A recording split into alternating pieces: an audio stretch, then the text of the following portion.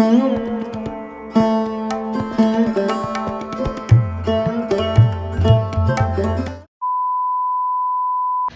आता रूम वगैरे सोडली आणि आता निघालोय पुरीकडेच. काय बॅगा वगैरे घेऊन सगळे आलोय बाहेर. आता इथून बस बघायची. गाडीवाले 1,500 रुपये म्हणतात ते बीचच्या साईडने, नाही तर मग बसने जायचं आहे. आता बस सापडली, चला बसने. हे बघा ही बस आहे पुरीला जायला.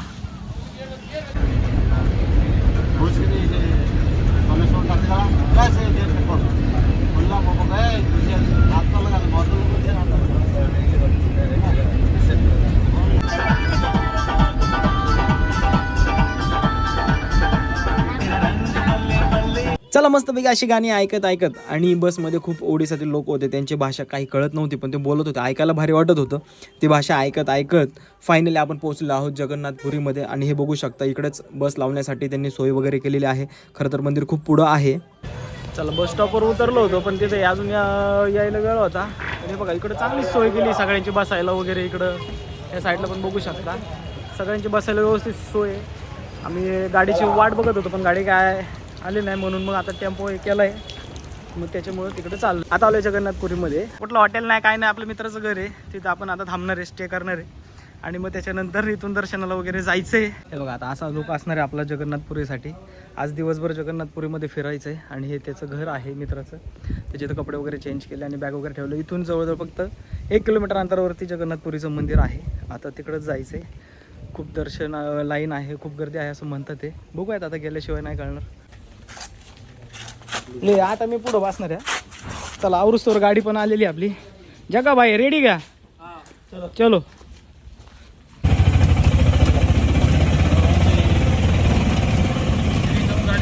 चला आता रिक्षातून वगैरे उतरलं आणि हे गल्ल्या वगैरे बघा, सगळ्या गल्ली बोळातूनच रस्ता आहे. खरं तर मेन रस्त्याला खूप हे गर्दी आहे, त्याच्यामुळे त्यांनी गल्ली बोळातून आणले. आणि आपण आता तिकडूनच चाललोय मंदिराकडं.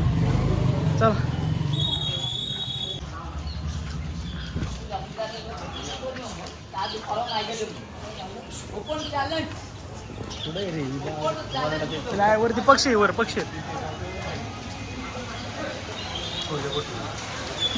काशीला आल्यावरच वाटतं रे रागीडेले. काशी सारख्या गल्ल्यांसारखा फील घेत घेत फायनली आलोय. आणि बघा बघू शकता इथं मंदिर जगन्नाथपुरीचं. फायनली आपलं डेस्टिनेशन आलेलं आहे. हे बघा मंदिर. हाच तो झेंडा येतो बघा, हवेच्या विरुद्ध दिशेने फडकतोय. चला त्याच्या आणखी डिटेलमध्ये बघूयात आपण नक्की काय आहे. चला पुढे.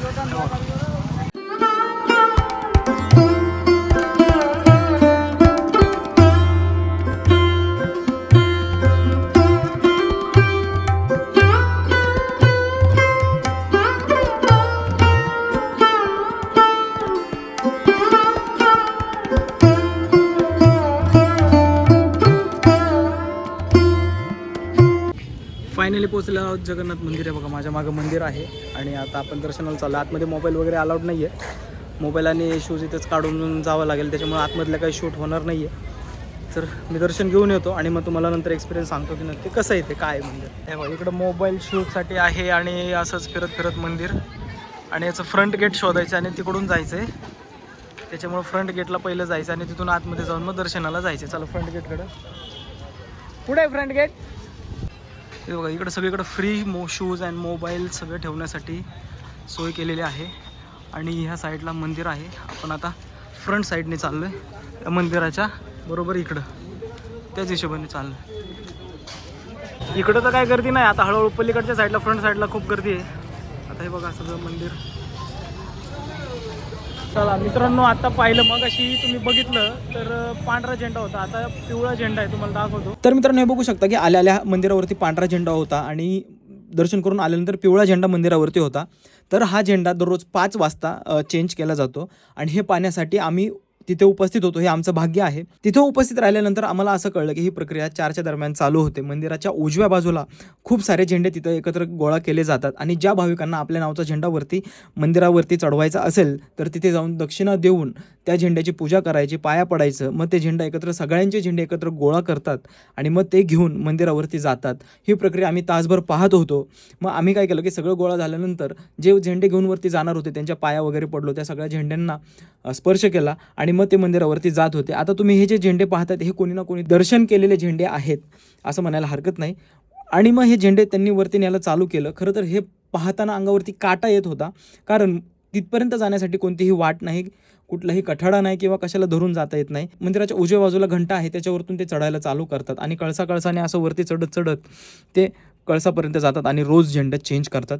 खरं तर हे पाहताना अंगावरती काटाच येत होता की हे कसं होत असेल आणि रोजच्या रोज हे करतात ते. हे पाहिलं आपण. आता रथयात्रेकडे जाऊयात. मंदिरापासून 2 किलोमीटर उजव्या बाजूला रथयात्रा होते, ठीक आहे. इथून तुम्ही हे रथ पाहू शकता. आता त्या रथयात्रेकडे चाललेलो आहोत. मंदिराचं दर्शन झालं, म्हटलं रथ तर पाहून जाऊयात, म्हणून मग तिकडे चाललेलो आहे. आपण रथ बघायला इकडे जगन्नाथपुरीचं हा रथ मार्ग आहे. इकडे जगन्नाथपुरीचं मंदिर आहे आणि इकडून असंच इकडं रथ आहे. इकडं तुम्हाला स्पष्ट नाही दिसणार, पुढे गेल्यावरती दिसेल. आपण जाऊयात आता तिकडे चालत चालत. चला.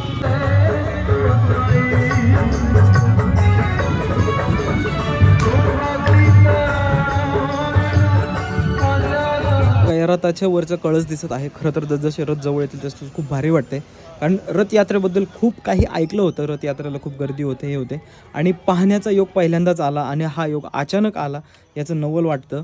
आलो आणि आता लांबूनच दर्शन वगैरे घेतलं. खरंच खूप प्रसन्न वाटलं. हे रथ पाहून तर आणखीन भारी वाटलं की या काळात देखील एकही वेल्डिंग नाही, एकही लोखंडाचा काही पार्ट नाही, संपूर्ण लाकडाने बांधलेलं हे सगळं रथ आहे.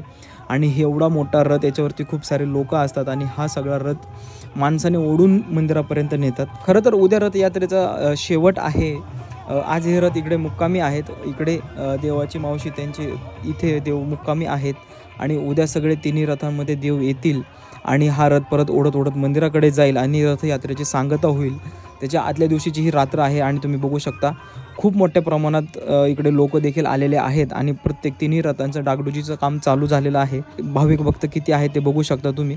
आणि इकडे बघा, काही ना काहीतरी त्याचं डागडुजीचं काम चालू आहे.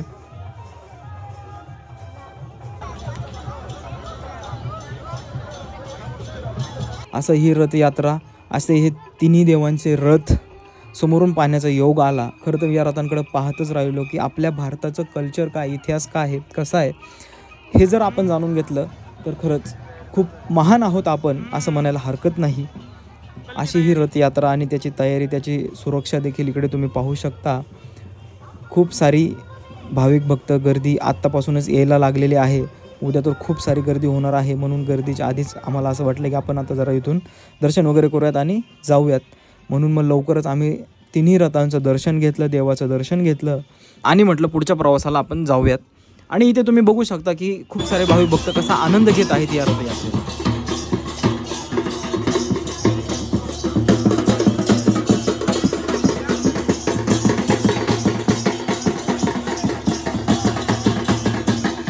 चला, आता सगळं दर्शन वगैरे घेतलेलं आहे आणि आता चाललं आपल्या बॅगा वगैरे आणायचं. आणि आताच प्लॅनमध्ये चेंज झालं आहे की आता इथं मुक्काम न करता आपल्याला जायचं भुवनेश्वरला, म्हणून मित्राच्या घरी बॅगा ठेवल्या होत्या, मग त्या घ्यायच्या. चला आता चाललोय सगळे बॅगा बघा, हे बघा बॅगा वगैरे भरून आहे ना. आता चाललं रेल्वे स्टेशनला. इथून पुढे जायचं आपल्याला भुवनेश्वरला, पण आता रेल्वेने जायचं आहे, त्यामुळे आता रेल्वे स्टेशनकडे चाललोय आपण. चला. जगन्नाथ मंदिर, जगन्नाथ रथयात्रा ही सगळी आठवण मनात ठेवून आपण चाललो होतो जगन्नाथपुरीच्या रेल्वे स्टेशनकडे. आणि हे बघू शकता फायनली आपण जगन्नाथपुरीच्या रेल्वे स्टेशनवरती आलेलो आहोत. खरं तर उद्या रथयात्रेचा शेवटचा दिवस आहे, पण आज रात्रीपासून खूप सारी गर्दी इकडे तुम्ही बघू शकता झालेली आहे. जागोजागी हे तुम्ही अदानी यांचे जे म्हणतात ना मोफत जेवण स्टॉल आहेत, तसे हे अदानींचे स्टॉल इकडे तुम्हाला पाहायला मिळतील. आणि हे बघा, हा कुठलाही समारंभाचा किंवा कीर्तन महोत्सवाचा मांडव नसून हे आहे जगन्नाथपुरीचं रेल्वे स्टेशन. कसं सजवलं आहे, कसं मांडव टाकलं आहे हे तुम्ही बघू शकता. आणि इकडे खरं तर एक गोष्ट आवडली की तुम्हाला तिकिटाची गैरसोय होऊ नये, गर्दी होऊ नये म्हणून त्यांनी तिकीटवाले देखील असे मध्ये मध्ये उभे केलेले आहे, त्यांच्याकडून तुम्ही तिकीट काढू शकता. तिकीट काउंटरला जायचं आहे अशी काही गरज नाही, त्याच्यामुळं लाईन लागणार नाही याची दक्षताही घेतलेली आहे. आणि इकडे बघू शकता की याचं काम चालू आहे, पण एकदम प्रॉपर पॅक केलेलं आहे की कोणतीही दुर्घटना होऊ नये यासाठी प्रशासनाने पुरेपूर काळजी घेतलेली आहे. चला आता आलोय जगन्नाथपुरीच्या स्टेशनवरती आहे बघा, मागं बघू शकता. आणि खूप मस्त सोय केलेली आहे इथं सगळी, नाही का तुम्हाला बघितलं असेल मगाशी तुम्ही, मांडव वगैरे टाकलाय सगळं, एकदम प्रॉपर सोय केली सगळी. आणि परत म्हणतात मोदीलाच नावं ठेवतात हा. हे बघा स्टेशन. आता इथून भुवनेश्वरला जायचं आहे, 2 तासाची ट्रेन आहे. त्यानंतर मग तिथून पुढचं बाकीचं जे काय असेल ते प्लॅनिंग. चला जाऊयात.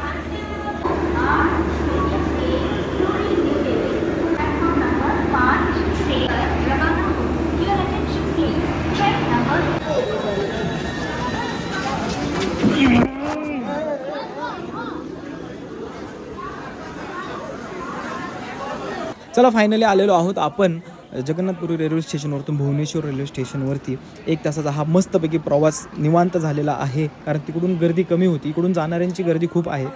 आणि आता रेल्वे स्टेशनवरती उतरलो आहे, पण पुढं काय करायचं काही माहिती नाही. रूम कोणतीही बुक केलेली नाही आहे. आता गेल्यानंतर रूम शोधायच्यात आणि मग त्याच्यानंतर रूम बुक करायची. रात्रीचे आता 12 वाजत आलेत आणि आम्ही अजून रूम शोधतो आहे. खरं तर ट्रेनने भुवनेश्वरला आलो, उतरलो आणि मग इकडं सगळं बघत होतो हॉटेल वगैरे. 12 वाजले पण हॉटेल मनासारखं मिळत नाही आहे, खूप रेट वगैरे आहेत. आता त्यांचं फेस्टिवल आहे त्याच्यामुळे खूप रेट वगैरे असणारच आहेत ऑब्वियसली, पण शोधतं आहे आणखीन. तर बघू काय होते. मिळाल्यानंतर मग रूम वगैरे. झोपायचं पहिलं, लई झोप लागली.